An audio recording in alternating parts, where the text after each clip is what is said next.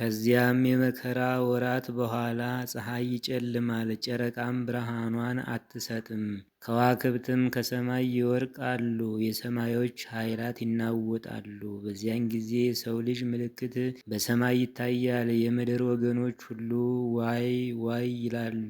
የሰው ልጅንም በታላቅ ኃይልና በብዙ ክብር በሰማይ ደመና ሲመጣ ያዩታል። መላእክቱንም ከታላቅ የመለከት ድምፅ ጋር ይልካቸዋል። በዚያን ጊዜ ከአመፅና ከተንኮል የተነሳ በምድር ላለ ሁሉ ይቅርታ የለም፣ የእኔን ገናንነት አላወቁምና። ነገር ግን ወደ እኔ ቢመለሱ ንስሐ ቢገቡ እኔም ይቅር እላቸዋለሁ።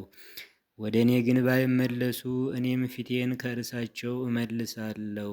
ኤሳው ብኩርናውን ለመብል እንደሸጠ በረከትም እንዳጣ፣ እነዚያም በመንፈስ ቅዱስ የሰጠኋቸውን ልጅነት ለአምልኮ ጣዖት ይለውጡታልና በዚያን ጊዜ ተጠንቀቁ።